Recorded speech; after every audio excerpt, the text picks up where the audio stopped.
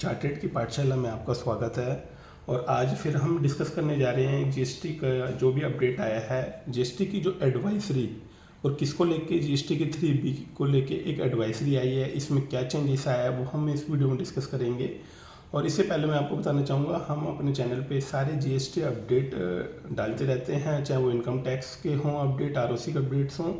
तो लेटेस्ट आपको खुद अपडेट रहना है तो मेरे चैनल को सब्सक्राइब करना ना भूलना और वीडियो को लाइक करना ना भूलना और इस वीडियो को ज़्यादा से ज़्यादा शेयर करना, तभी सभी बंदों को पता लग जाए कि जीएसटी में अभी जो अप्रैल की रिटर्न जाएगी GSTR 3B, उससे रिलेटेड क्या अपडेट आया है। तो ये एडवाइजरी आई थी 11 अप्रैल को, तो मैंने कहा डिस्कस अभी उस टाइम पे ना करके उस टाइम करेंगे जब रिटर्न फाइल करना होता, ताकि बंदों को बहुत अच्छे से नॉलेज रहती है कि हाँ भाई जीएसटी की फाइल करनी है रिटर्न, तो उसमें क्या ध्यान रखना है। और दूसरा GSTR 3B में क्या चेंज हो सकता है, क्या नहीं चेंज हो सकता, और कौन से टेबल को नॉन एडिटेबल कर दिया है, तो इससे रिलेटेड ये एडवाइजरी रहेगी और हम यहाँ पर अपने वीडियो में डिस्कस करेंगे। मैं आपको दिखा देता हूँ।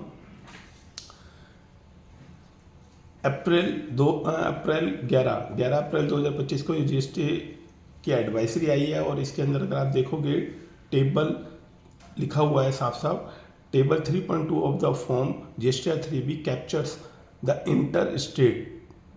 interstate supplies made to the unrestricted person, compositions, taxpayer UIN holders out of the supply declared in table 3.1, 3.11 और GSTR 3B। देखो आप जब GSTR 3B भरोगे तो वहाँ पर क्या है, जो फर्स्ट टेबल दिया रखा होता है टेबल 3, उसके अंदर हमारी जो सेल्स की समरी है पूरी दी होती है कि सेल्स की कितनी सेल्स है, उस पर कितनी आउटपुट लायबिलिटी बनी, उसी टेबल 3.2 में निकल के आता है। जो उसके अंदर जो 3.2 वाले टेबल में डेटा आता है, कौन सा वो डेटा आता है जो हम सप्लाई करते हैं, inter state supply made to unregistered person, composition, tax payer, UN holder, वो वाला डेटा क्या है, ऑटो पॉपुलेट होगा from corresponding interstate declare in GSTR 1।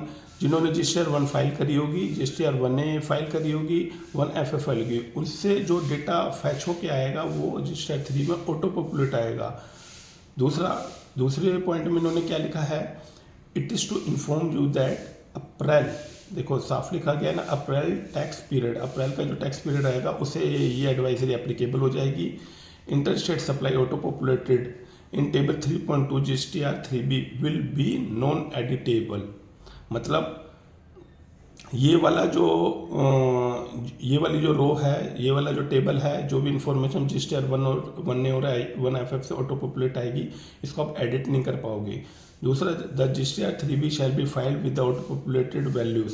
अब इन्होंने पॉइंट 3 में क्या बोला है, there for in case of any modifications और amendment is required in auto populated value of table 3.2 of GSTR 3B, the same can be done only by amending the corresponding value of respective table GSTR 1A और GSTR 1FF filed subsequent tax period. इसमें साफ बोला गया अगर अप्रैल की GSTR 3B में कुछ भी प्रकार का आपको चेंजेस करने हैं, कोई भी अमेंडमेंट करनी है, तो आप नेक्स्ट मंथ की ही GSTR 1 के थ्रू या GSTR 1A 1FF के थ्रू ही अमेंडमेंट कर सकते हो। सेम टैक्स पीरियड में कुछ भी नहीं होगा क्योंकि वो वैसे ही ब्लॉक कर दिया जाएगा। To ensure the GSTR 3B is filed accurately with the correct value of the interstate supply, it is advised to report that the correct value of the GSTR 1, 1A, 1FF. This will ensure the auto-populate table 3.2 of GSTR 3B are accurate and compliant with the GST regulation. Ultimately यही बोला गया है department ने कि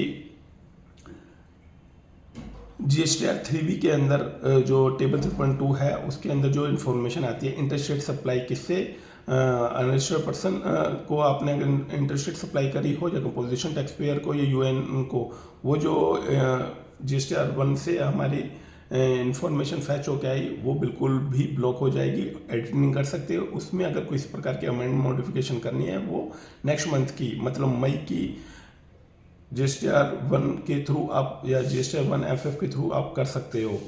तो इसके कुछ FAQs भी हैं, आप GST की साइट पे जाके इस एडवाइजरी को पढ़ोगे, इसमें पूरे FAQ में क्वेश्चन है, उसका आंसर रिप्लाई करा गया है, तो आप देख सकते हो। मैं आपको FAQ दिखा देता हूँ, ये FAQ हैं। What are the changes related to the reporting table in 3.2। फिर सेकंड में बोला गया है how can I change value in table 3.2 of GSTR 3B if incorrect value have been auto populated after the April 2025 periods onward due to incorrect reporting of the same through the GSTR 1।